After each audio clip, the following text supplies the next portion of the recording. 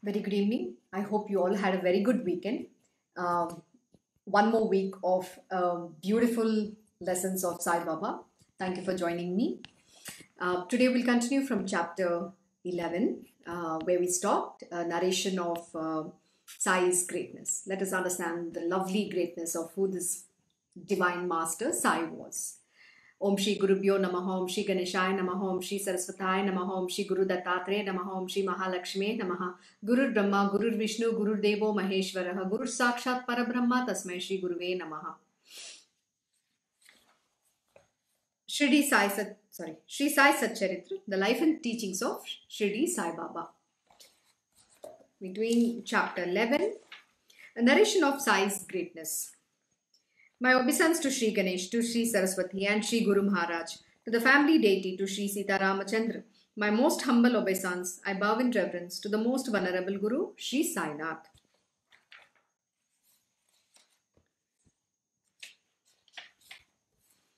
We're starting from verse 29. Though he appears to be in a human form, he is formless, tranquil, unruffled. He is self-contained and liberated inwardly, even as he moves about in this world. Though Godhead himself, even Shri Krishna says that the saints are my heart and soul. Saints are my living image. The loving, compassionate saints are none other than myself. And yet, even to call them my image would not be correct, for they are a constant, unchanging image of mine. And it is for their sake that I carry the burden of the responsibility of my devotees. I bow too at the feet of him who surrenders himself wholeheartedly to the saints. Thus has Shri Krishna himself proclaimed the greatness of the saints to Uddhava. This is very beautiful and so profound. The whole thing is ulta.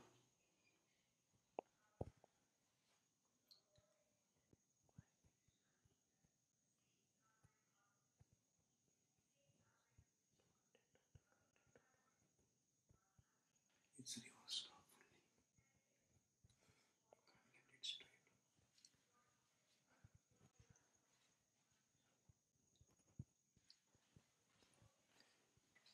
Sorry, kindly bear with me. There are certain technical issues. We'll just fix it in a moment.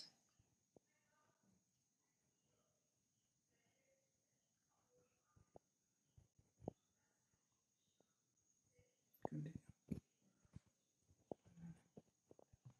It's okay.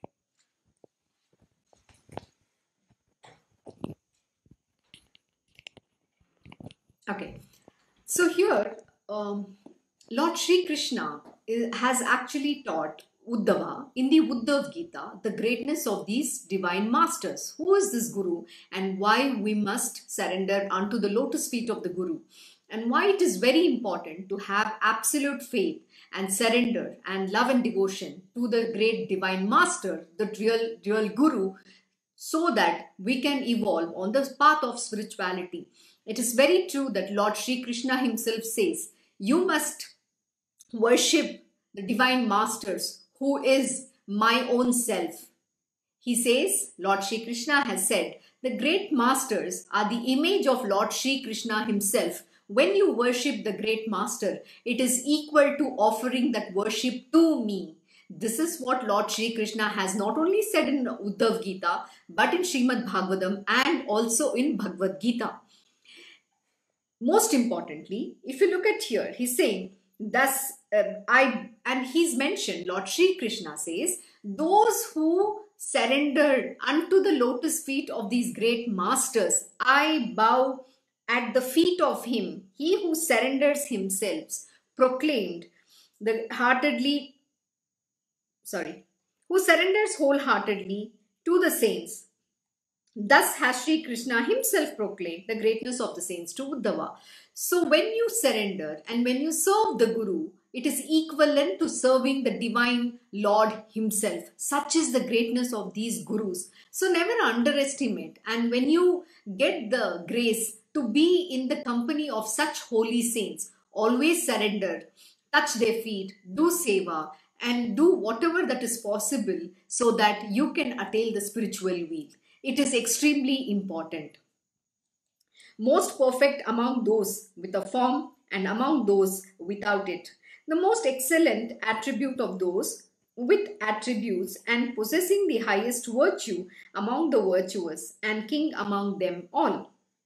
Satiated in all his desires, he who is fulfilled is always content with what is ordained, constantly self absorbed, and beyond joys and sorrows. This is so very true. They don't have any desires at all, they're desireless being. And in fact, when you go and ask anything with them, you don't even have to open your mouth and ask. Just knowing what is there in your heart, they will on their own grant you everything and that which is appropriate for you and for your goodness alone. Such is the great masters. And to them, they're always self contented. They're absorbed in their own self. They are in the blissful state. They don't know what is joy nor sorrow. That is because they have attained the equanimity of mind, and they know that anything in this material world is futile. It doesn't matter what somebody says, somebody don't say, somebody praises them, somebody calls them names. It doesn't matter to them because they know whatever the human beings are talking, it is the concoction of their mind alone. They are ignorant beings. But in order to evolve to the divine state, we must go on the path of spiritual, and only with the grace of the divine guru can you attain to that state. And it doesn't come easy. You have to face it every single day. When you face life, when you know your mind is going to react, you need to stop yourself from that reaction. But when you get angry and react, unfortunately, you've fallen down. So you know that you're still not able to evolve to that divine state, which means you need to put more effort. You need to do your sadhana. You need to practice it. It can only happen through practice. And trust me, these tests are going to come dime a dozen. And the same test is going to keep repeating itself till the point when you're finally overcome that particular obstacle in your life, or that demon in your life which can irritate you the most. You should be in a state where it doesn't matter. It just doesn't affect you. That is the state you need to attain. That is how these great masters are. Who is the splendor of blissful joy? Who can describe the glory of such a one? He is Brahma incarnate and therefore always beyond any description.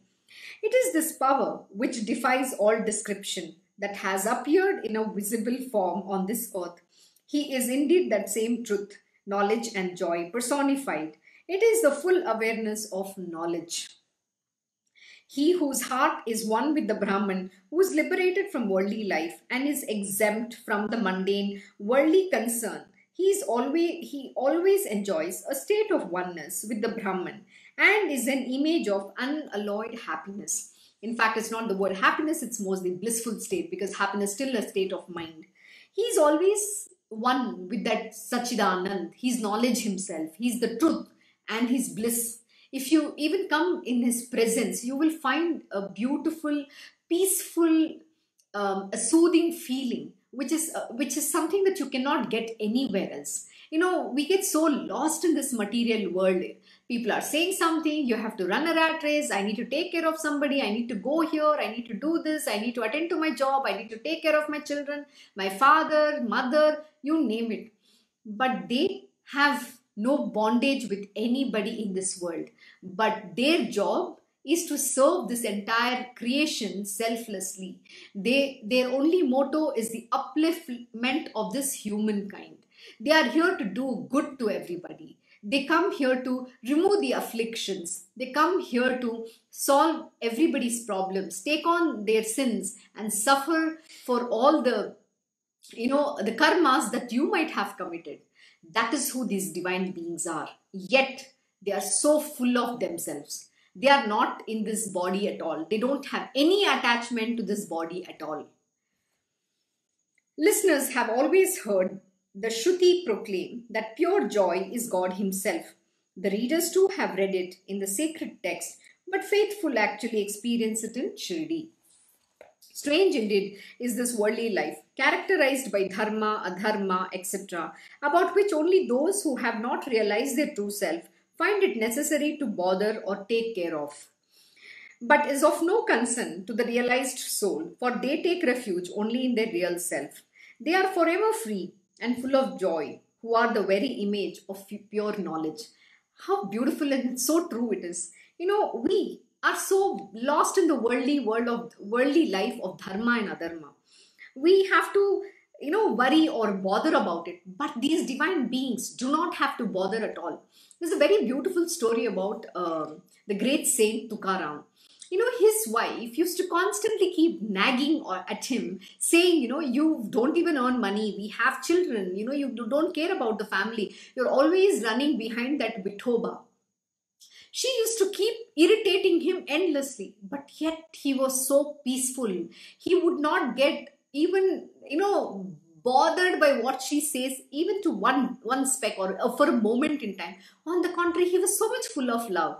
The beauty of it is one day, Tukaram Maharaj was sitting on one of the mountain tops. But his devoted wife wanted to feed her husband. So she packs the lunch and carries it. While she was walking, some thorn, prick her leg. And then she's sitting there to remove the thorn. And then Lord Vithoba himself comes there and says, can you give me some water? And then she offers some water and she says, I need some food to eat. Can you give me the little bhakri? And to which she says, okay, I need to first feed my husband. That is the devotion she had towards husband. This itself is also a great service. And that is the merit she earns because she is serving the devotee of the Lord. And then Vithoba gives her darshan, and then he, in jest and fun, he asks about Vithoba, and to which she gets very angry and she says, "Don't talk about that Vithoba." And she called him name. She said, "Oh, don't talk about that Kalia." Kalia means a black person. We are not supposed to say that, but she said it in her jest. Even in jest, we are not supposed to call the divine name. So she says this: "Don't take his name. He's taken my husband away from me. My husband is always thinking about him." And at that moment, Tukaram was sitting on that mountain top and he was writing the Abhanga. And then suddenly after that, the Lord disappears. Then she goes to her husband and she offers this bhakri to him and she feeds him. And then she narrates what happened. And he is like, he's completely shocked. He says, "Oh my God, Lord Vithoba has given you darshan. I have not seen him, but you have the grace that you have been able to meet the divine and speak with him." Such is the way the divine works, how beautiful it is. So the moral here or the lesson here is that Tukaram, no matter what his wife said or did, and even the villagers used to call him names or even, do whatever to him, he showed compassion. He was full of love. That is what happens when you evolve to that highest level of bhakti. That devotion has to come where you are able to see that God in everybody. That is the beauty of it.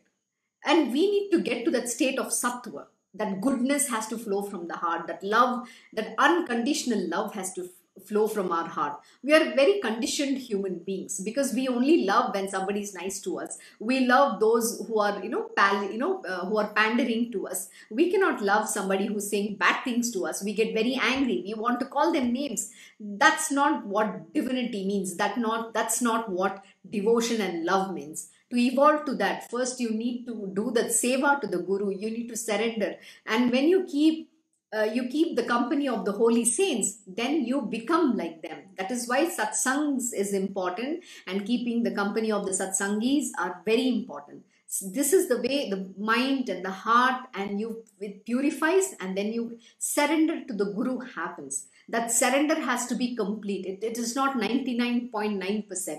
It is 100%.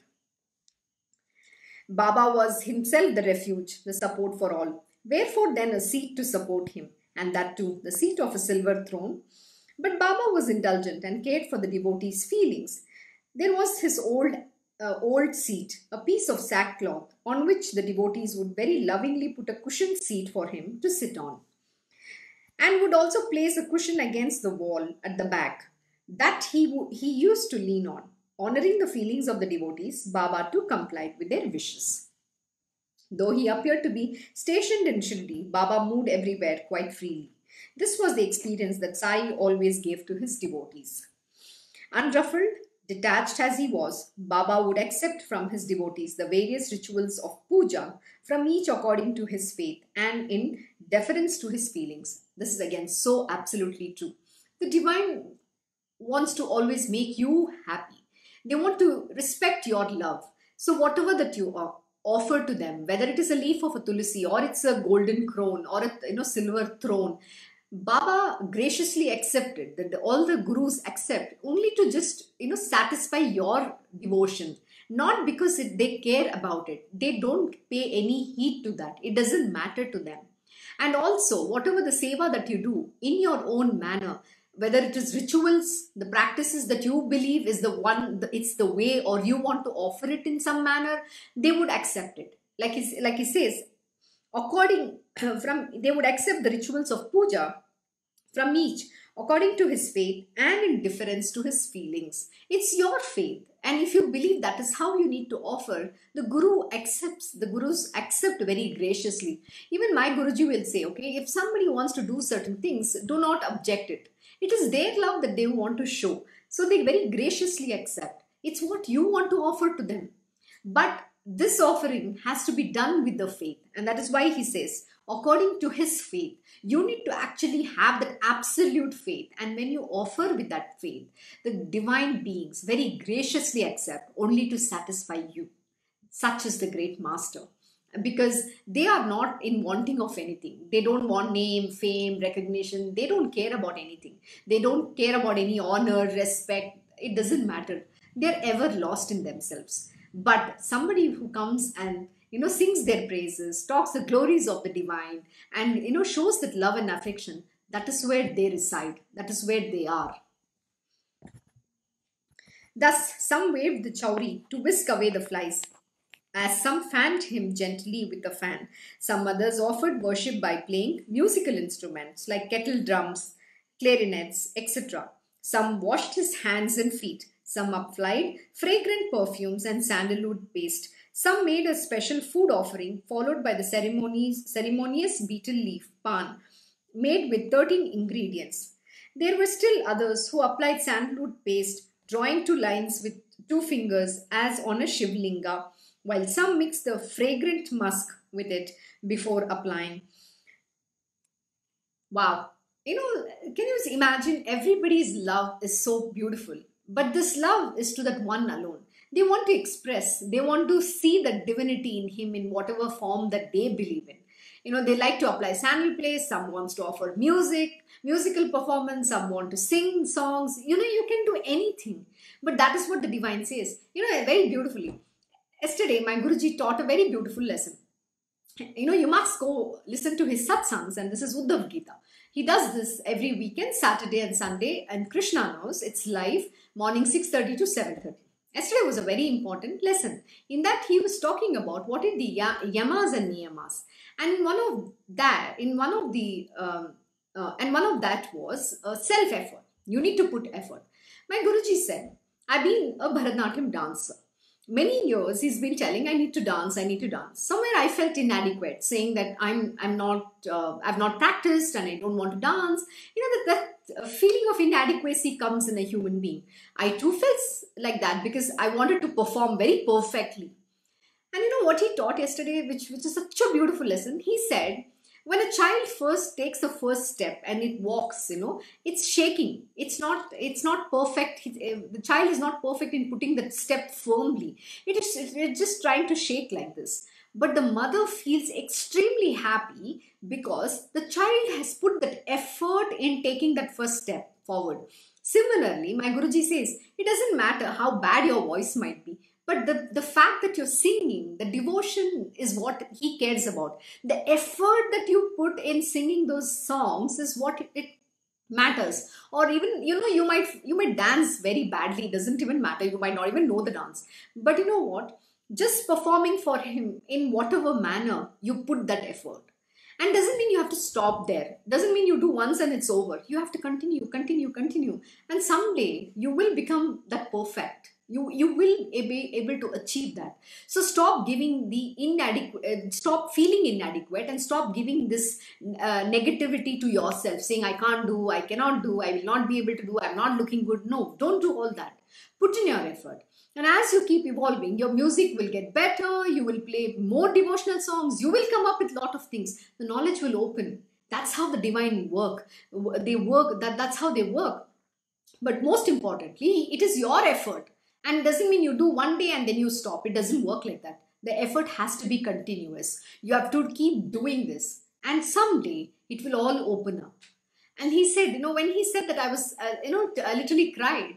I finally understood. It doesn't matter if I'm able to dance perfectly or not. My voice is bad. And I've always told my Guruji, you know what? I wish I had some Shruti in my voice. It's so bad, horrible. You know what he told me once? He said, it doesn't matter your voice is bad. You might not have the sur also, the Shruti, but you sing from your heart. That is what I care about. That is what I look for. The devotion needs to come from your heart. It doesn't matter how badly you can sing. And that's the truth. So put that effort and do whatever that you can. That loving devotion is what important. And to do all of this, it has to be self-effort. It doesn't mean, there are few people, and he also gave this very beautiful example. We appoint people, this professional singers or dancers to come and do it. My Guruji said, I'm not interested in seeing them. I can even see that on, watch it on TV or somewhere, the computer. It doesn't matter to me. But paying money and getting somebody to come and perform, no. It's about you performing. It's your effort that I care to see about. This is what this is what is so important to understand, that it is all about effort. And the divine looks at the effort. What is your effort, doing that particular task? That is devotion, that is service, that is the real seva. Once and only once, Dr. Pandit, who was a friend of Tatya Sahib Nulkar, came to Shirdi to have Sai Baba's darshan. The moment he put his foot into Shirdi, he at once went to the mosque and, making obeisance to Baba, sat down there for a moment to rest. Baba then said to him, Go to Dada Bhatt's, go this way. So saying, he pointed the way with his finger, packing him off thus. Pandit went to Dada's house and was received by him with courtesy. Dada then was all set to leave for the mosque to perform Baba's puja, and asked Pandit whether he would like to accompany him. Pandit agreed and went with Dada. Dada then performed the puja. Till then, no one dared to apply the round sandal paste marks on Baba's forehead. Whoever the devotee, and for whatever reason he might come, Baba would not allow him to apply sandalwood paste on the forehead. Only Malsapati would smear it on the throat. The rest applied it to the feet. But Pandit was naive, simple and devout. He grabbed the small dish of sandalwood paste from Dada's hands and, holding Shri Sai's head with one hand, drew a neat tripundra on his forehead with the other. On seeing Pandit's daring, Dada felt some trepidation at heart. Oh, what daring indeed! And wouldn't Baba flare up by it? He thought. But although the most improbable had actually taken place, Baba said not a word. Rather, he looked quite pleased. He showed not a trace of anger. The incident was allowed to pass, but in Dada's mind rankled an uneasiness, a disquiet. And on the same evening, he asked Baba about it. When we try to put ever so tiny a mark of sandal paste on your forehead, you do not even allow us to touch it. What is this that happened this morning? For our sandal paste mark, there is so much distaste and disinterest, and for that Pandit's Tripundra, so much love. What a strange behavior. There is no consistency in it. This is how we human beings think. We start comparing. What we don't understand is there is a reason why the Guru does what he does, and we are nobody to question him. Why he lets somebody do the same act when he prohibits another person from doing it. We can never know this. And let us further understand from the story what is Baba's response going to be. Similar is the case even with my Guruji. Sometimes I wonder, why does Guruji allow for someone to speak like that, or let them, or give something to someone who's not deserving? But who is making this judgment? Who is the judge here? I'm not the one to judge. I don't know, because the great Gurus know the past, the present, and the future of that individual. I am nobody. I don't know that. So we should never make such judgments. On the contrary, just obey whatever the Guru ordains and just go with the flow. That is what surrender means. We are not here to question the master. And we need to always understand and never compare yourself with another being. You know, the no two person is comparable. You have a position, you need to stick to that. Do not compare with what another person does or not does. It's none of our concern. With a smile playing on his face, Baba then uttered these sweet words very lovingly to Dada. Listen to them carefully. Dada, remember, his guru is a Brahmin and I a Muslim. Yet, regarding me to be the same as his own guru, he offered me Guru Puja. Not once did the doubt arise in his mind that I am a Brahmin pure and holy and he an impure Muslim. How can I worship him?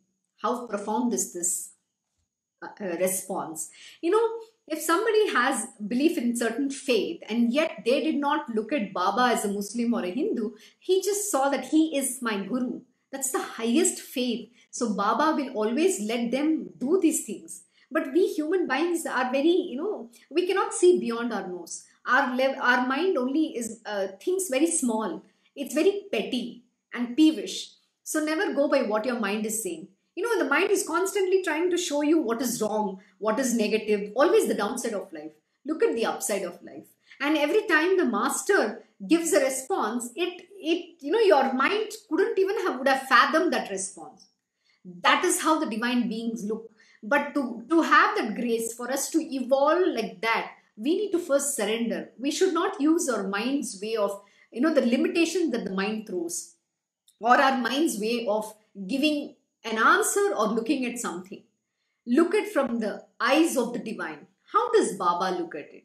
That is what we need to learn. And that is how he deceived me, leaving me no other option. Far from my denying him, it was he who won me over completely. How true is it?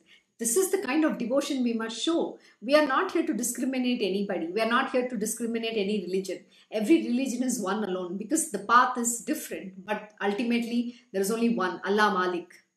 There's one God. That's who we care about. Why do we need to think that there are, yours is greater or mine is greater? No. Each to each his own. And the faith is what these great masters look into. They are not looking for any other thing. Dada heard this explanation, but treated it lightly as a joke. And it was not until he returned home that its true significance dawned on Dada. See, this is how we human beings are. So never allow your mind to speak. Let the knowledge seep in. Because if you do not allow the knowledge to seep in, then what is the use of learning that lesson? Dada was deeply offended by the inconsistency in Baba's behavior. But it was while talking the incident over with Pandit that he realized at once how consistent Baba had been in his behavior. Raghunath of Dopeshwar was a Siddha who lived between 1821 to 1910, who was well known as Kaka Puranik, at whose feet Pandit was devotedly attached as a disciple from an association of past births. He called out to Kaka, his guru, and the experience that followed confirmed in him his faith.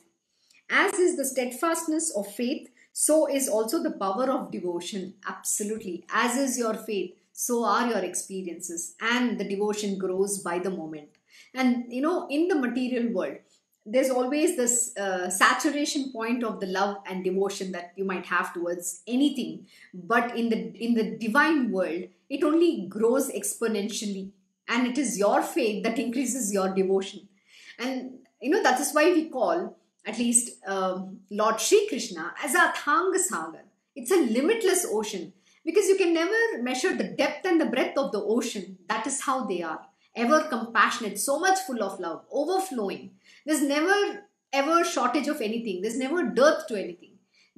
Yet they are so full of it, but they don't own anything. They're not having anything. But they just pour out. It pours out from them. Their entire pour of the being is just full of love.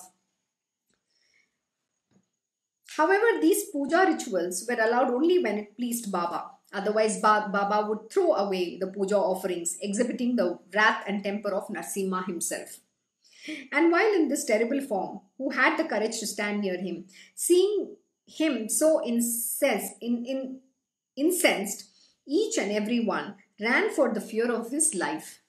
Suddenly flying into a rage, He would sometimes take out his anger on the devotees. At other times, softer even than wax, he would be the very image of tranquility and forgiveness. Sometimes he appeared as ferocious as the fire of universal destruction and kept the devotees as on the sharp edge of a sword. But sometimes he was cheerful and even softer than butter. We don't know why the divine beings behave in these manner. There is a very important reason, and only the reason can only be understood by them.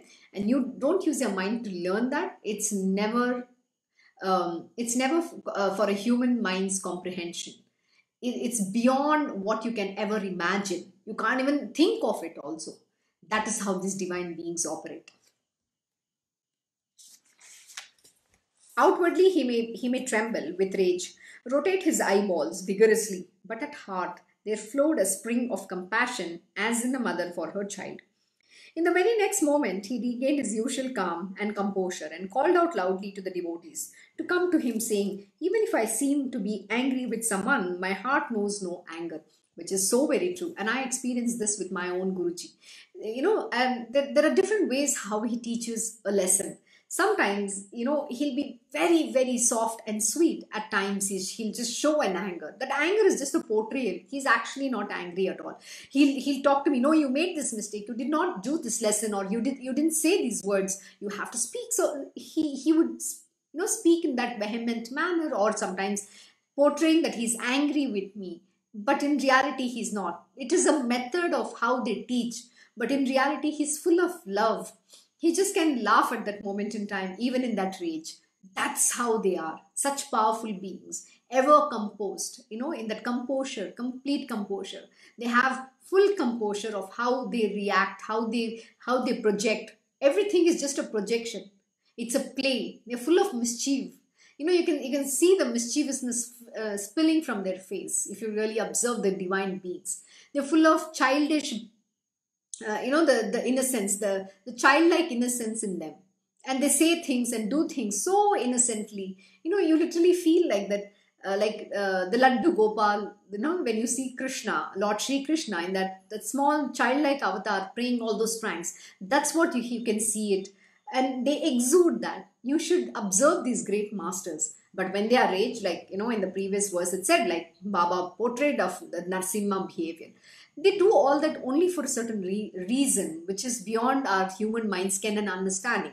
So don't try to understand these great masters, just surrender and be lost in devotion to them. Should a mother push her child away with a kick, or the ocean send the river back, only then is it possible that I will repulse you or harm you in any way. I am absolutely in the power of my devotees and stand by their side. Forever I am hungering after their love and readily answer their call in distress. How true is this? The great divine beings only care about your love. They are waiting ever, just waiting for your love and devotion, and always are waiting to attend when in distress. They are the ones who are, they will be there even if you just don't say it with words, just in your heart. Please take care, they're ever present over there, and they'll ward off whatever that difficulties come your way. Such is the greatness of this mother, the mother, a guru, who's the universal mother. It's beautiful. Everybody is his child, and there is no disparity in how they take care of this child, of their children. Even while narrating this part of the story, another most appropriate tale comes to my mind, which I shall narrate. Listen to it attentively, O listeners.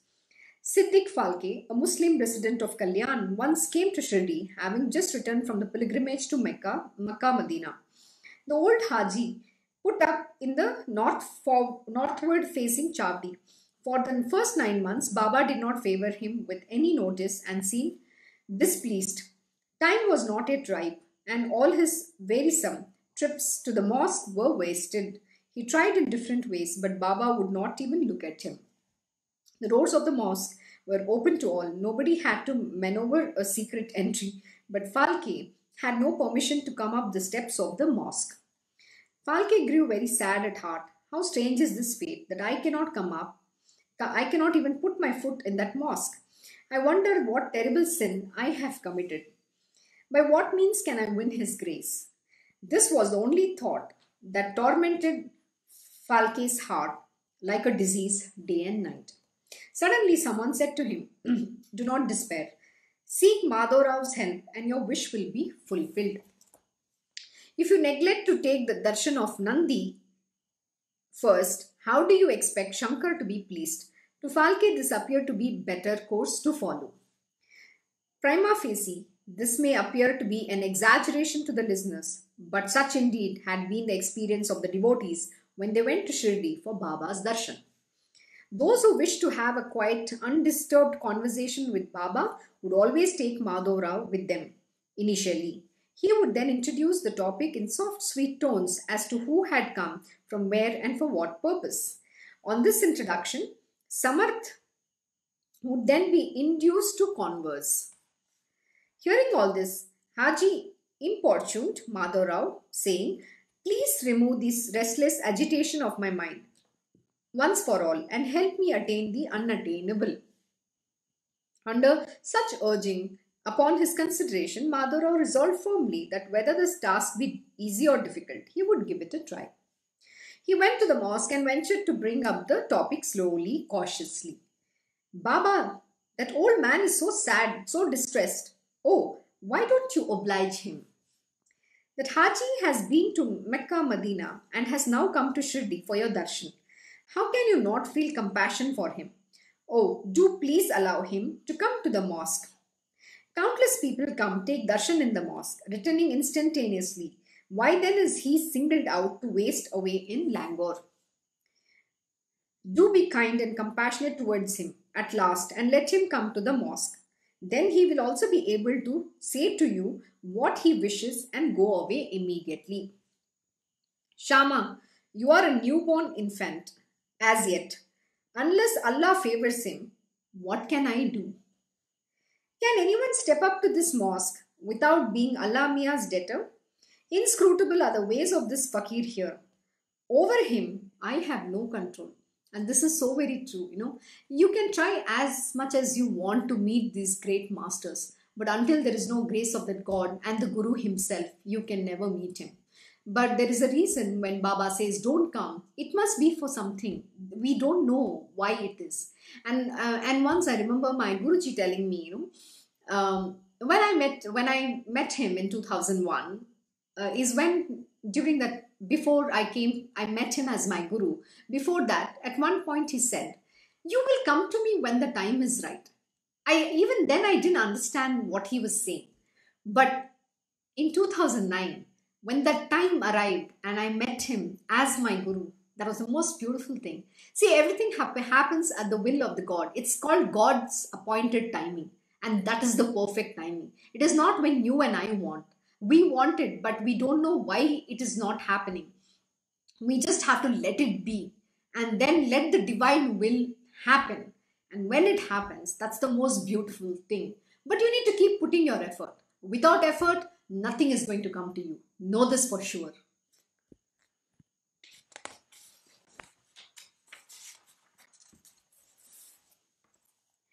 All the same, go and ask him clearly whether he will carefully walk up the narrow path which goes straight beyond the well, Baravi. When asked, the Haji said, "However difficult it may be, I shall carefully tread on the path, but give me personal audience. O Sai, let me sit at your feet." On hearing this reply from Shama, Baba said, "Ask him further. Will you give me 40,000 rupees in 4 installments?" To Madhav, who conveyed this message, the Haji said, "Is this any question to be asked? Oh, will I not give even 40 lakhs when asked? What then of thousands?" When Baba heard this, he said further, "We intend to kill a goat in the mosque today.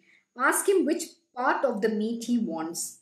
Does he want the meat covered bones, or is his heart set on having the sex organs? Go ask that old fellow what is it that he definitely wants."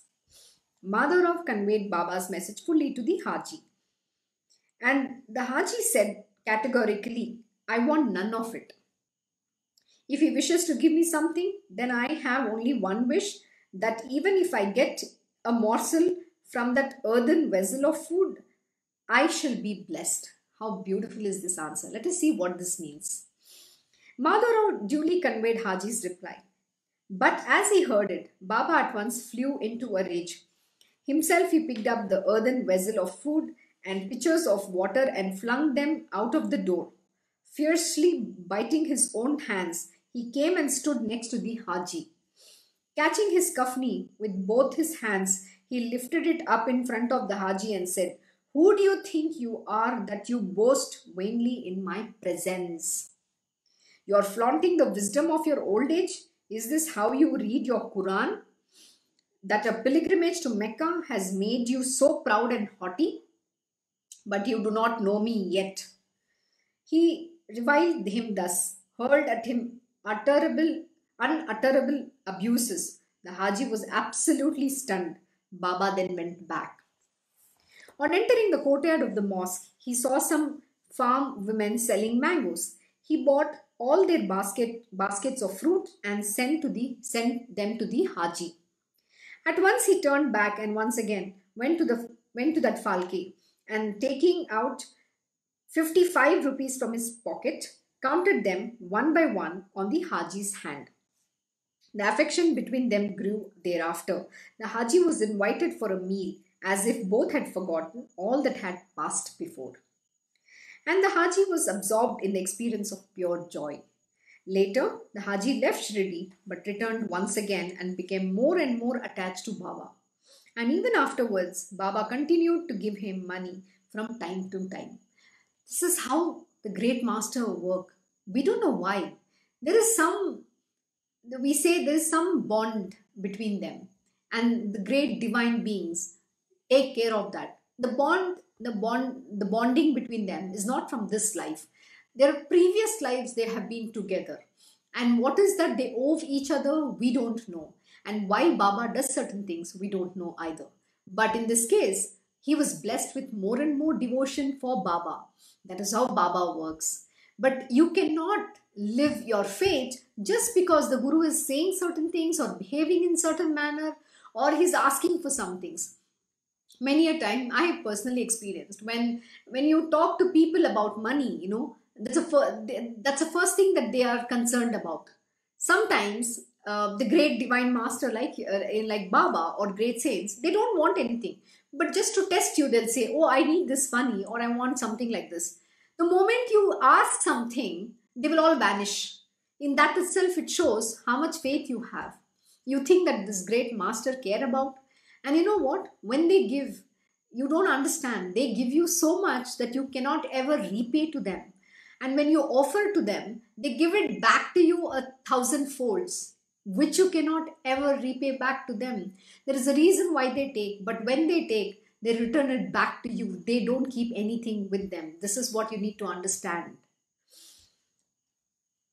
Once I saw Sai Samarth praying to Indra, the god of thunder, who rules over the clouds, and I was struck with amazement.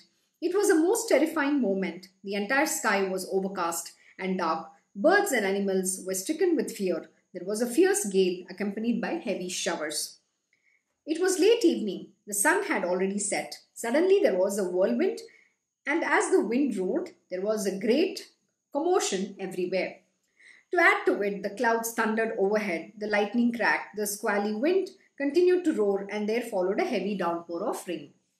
The clouds rained cats and dogs, pit-pat came the hailstones, thick and fast. The villages were full of apprehensions. The cattle bellowed helplessly. Under the caves of the mosque, the beggars thronged together for shelter. The cattle with their calves huddled there too. The mosque was overcrowded. There was water and nothing but water everywhere, and each quarter. The grass was forcefully borne away on the torrent of water, and the crop in the barn, all cut and ready, was soaked through and through. Among the people, chaos and bewilderment reigned supreme. The villagers panicked and huddled into the Sabha Mandap. Some took shelter under the caves of the mosque. They had all come in supplication to Baba. Jogai, Jakhai, Mariai, Shani, Shankar, Ambabai, Maruti, Kandhoba, Malsapati. All these gods and goddesses were in Shirdi in some place or the other. But in times of trouble, none was of help to the villagers. It was Sai alone, their living God, who came running to their rescue in the hour of the need. As he needed no animal sacrifice of a goat or a cock, nor any offering of money, sincere love and faith was all that he hungered after, and then all their troubles would be destroyed. When he saw how terrified the people were, Maharaj's heart was deeply moved by compassion. Leaving his seat, he came forward and stood on the edge of the raised front portion of the mosque.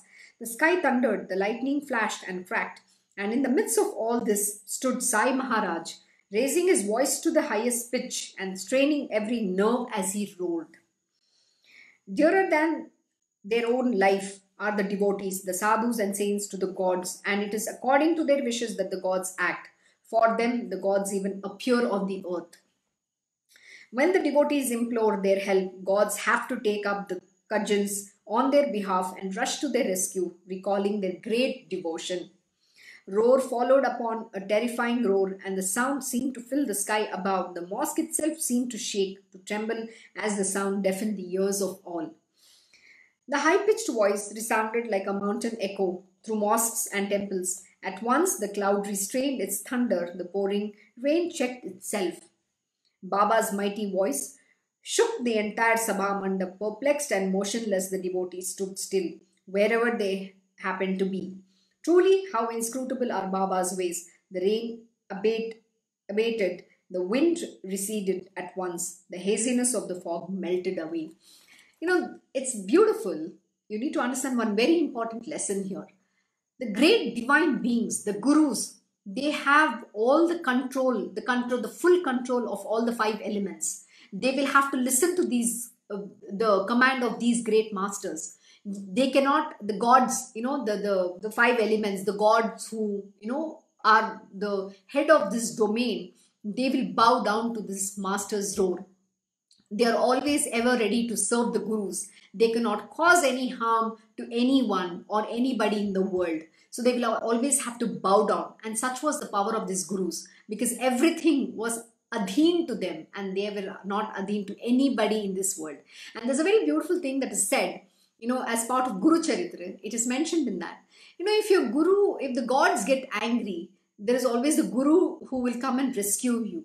But if your guru gets angry with you, no god in this universe can rescue or save you from the wrath of the guru. So never ever get the wrath of the guru.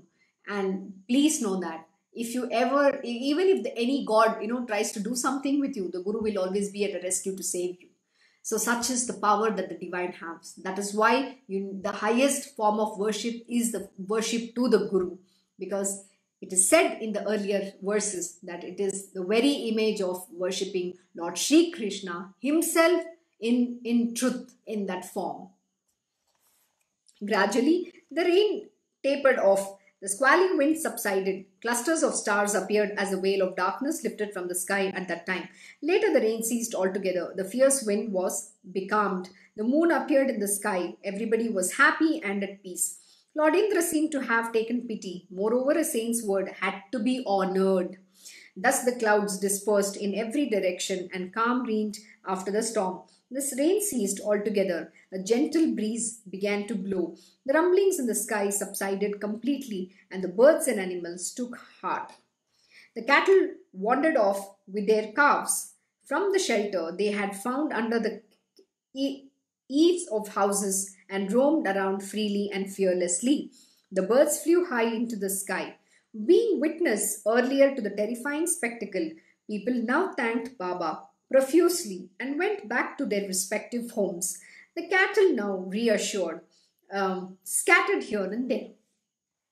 Such is the Sai, kindness incarnate. Great is his love for his devotees, and as tender as the mother's love for her child. How can I ever describe it adequately? Equally great was his power over fire. Listen attentively, O listeners, to a brief story in this connection.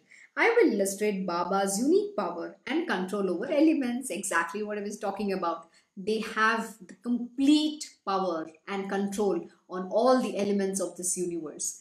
They can stop anything that they want. Such is their sadhana, such is the greatness of this divine being. because they are desirelessness. I mean, they don't have any desires. They are full of that Sachidanand. That is who they are. You cannot actually ever imagine the kind of power vests in them. They will never display their power or then try to demonstrate how great they are. What they demonstrate is only humility and humbleness. It is about goodness, it's about love, it's about kindness, it's about compassionate. But when there needs to be when there is a need and when they need to do something, that is when they will show these things that is there within them, but yet we will not even come to know. Such is the greatness of this divine master. Once the fire in the dhuni suddenly flared up at midday. At such a time, who had the courage to stand near it? The flames soared up in a tumultuous surge. The fire raged wildly as tongues of flame leapt up, touching the wooden planks of the ceiling. The mosque, it seemed, would be reduced to ashes in no time in this conflagration. Yet Baba was unruffled and calm. Utterly amazed, the people in their worry and anxiety exclaimed, "Oh, how perfectly calm and composed Baba is!" Someone cried, "Hurry up, bring some water." Another said, "But who will pour it? If you try to do so, the baton will come down heavily on you. Who will dare to come forward?" Their minds were all agitated and impatient, but none had the courage to ask. Then Baba himself stirred restlessly. Baba stirred restlessly and put his hand to the baton. Looking at the blazing fire, he took the baton in hand and struck blow upon blow, saying, "Move, move back, go." He had struck hard at the column, which stood at about an arm's length from the dhuni, and staring at the flame, kept on saying, "Calm, calm down." Well, with every stroke, the flame began to cover, losing its fierceness. Gradually, the dhuni became calm. People too lost their fear. Such is Sai, the greatest among the saints, an incarnation of God Himself, who will place His hand of benediction on your head as you place it on His feet in total surrender. How sweet and how beautiful it is. When you just touch your forehead on the feet of the Guru, His hand of benediction removes and eradicates everything that you have, all your sins, all your karmas, all your worries. He takes it away and blesses you with full of love and devotion. Such is the greatness. His grace is good enough to have all the goodness and that merit to live a righteous life, to live a life of which is God pleasing, and to be on the path of spiritual, to walk the path of dharma. That is what the divine beings bless you with. He who will read this chapter regularly with faith and devotion will enjoy of a peace of mind and will be free from all trouble. What more can I say? Purify your heart, be regular in religious observances, and worship Sai wholeheartedly, and you will attain the eternal Brahman, God Himself. All your desires, even the most uncommon ones, will be fulfilled, and you will become completely free from all desires in the end. You will thus attain to a state of Sayujya Mukti, which is difficult to attain. Everlasting peace and contentment will fill your heart. Absolutely true. One of the most important things why we say that we have to fulfill all our desires. Why does the Guru fulfill your desires? Is a very important thing to know. See, when you have a desire and when you have an hankering for something, you cannot give up that attachment or passion and become dispassionate. You cannot evolve on the path of spirituality. You will not be able to discriminate. So you're going to constantly, somewhere in your mind, it's going to be hankering for things, that which you wanted, that desire is going to be. And when you have unfulfilled desire, in Bhagavad Gita, Lord Shri Krishna has said, unfulfilled desire ensures anger. And if anger comes, there is loss of memory, you cannot reason, and finally it all culminates into delusion, and then you go away the path of spiritual. You cannot evolve there. And that's why the great masters will bless you with what you desire, what you want to accomplish, so that you finish it off. It's a very beautiful lesson in Shri Ramakrishna Paramahamsa Ji's Gospel of Truth. In that, once Ramakrishna Paramahamsa Ji wanted to wear a shawl with a red zari border. So he gets that whatever the Madhur Babu buys it for him. He wears it for 10 minutes and then discards it. He didn't want the desire to be in him, because that is a distraction, that is an obstacle on the path of spiritual.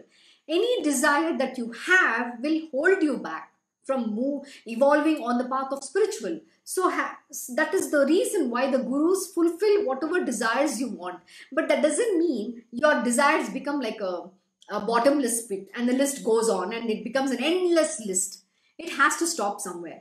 And when you surrender, when these desires get fulfilled, that is where it is said that you attain that mukti, sayujya mukti, which means you have to first become contented with what you have. And when you are contented, when you have truth in you, then you get that path. You understand when you get on to that path of spiritual, then you realize how futile is all this material worldly things. What use is it to have something? Life is all about change. Change is only constant thing that exists. What was there is not there now. What is there now is not there the next moment. So what are we talking about? What is this all desires about? Be in the here and the now. Live every moment of your life filled with the presence of the divine now, because we know not for there is a tomorrow. Who knows what is there in store for us? We don't know. So why waste this human birth? Why waste this beautiful God-given human existence instead of using it and putting all the effort to reach your spiritual wheel alone? So that is the message. It is very important that you understand this message.